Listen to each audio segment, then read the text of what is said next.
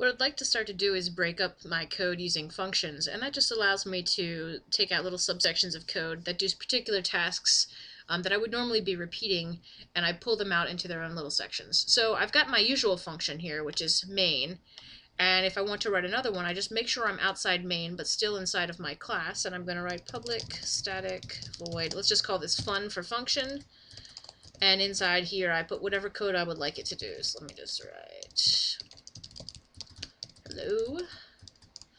Alright. And what we can see is, I'm actually going to copy this because I want to write a bunch of print lines later. If I run this program now, I might be expecting that my function will actually work, but I see that nothing happens down here on my console, and that's because simply defining a function, which is what I've done here, does not actually make it execute.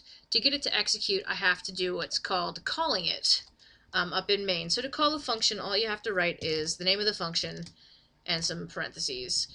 And this is called calling, or if you're sort of a little bit nerdy, you might like to call it invoking, because that sounds way more snazzy.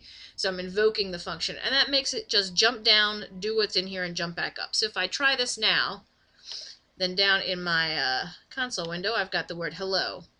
Now, if I want to sort of see where this is going as it runs the code, let's say this is before the function, this is after the function. So you can see if you run this guy that it prints my text from before the function. So it does this line. When it hits the call to the function, it actually zips down, does whatever's inside of here, zips back up to right where it left off, and does whatever lines are left over in main.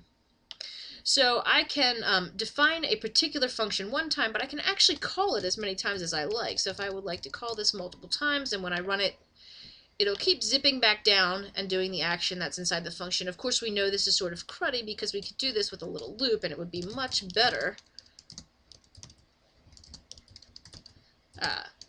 for us, and then we could alter it a lot. And so this will run in a loop now, and it will keep calling the function inside that loop. And if I make this a loop, then I get myself the freedom to, do something ridiculous, like run it 100 times, and it's going to scroll my console. But that lets me just keep calling it over and over. So I can define a function one time. I can call it as many times as I want.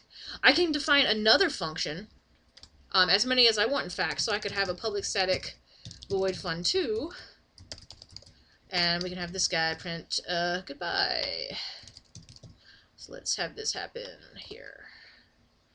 Fun2. And again, I can call this guy as many times as I want. So when I run my code now, it prints all my stuff, gets to my after the function line, and then I've got actually another function called down to fun2, so it'll jump down here and print out goodbye. So that is sort of the basics of how you structure and then call functions. One other thing I want to show you is you don't have to call them from main, you can call them from each other. So if I wanted to do something really nutty, I could go inside fun, and I could call fun2 right here. So it's going to say hello, jump down here, say goodbye, jump back up to where the control was. So if I run this now, I'm going to have a bunch of hello, goodbye, hello, goodbye, hello, goodbye, hello, goodbye. So functions can call each other. They don't all have to be called or invoked from main.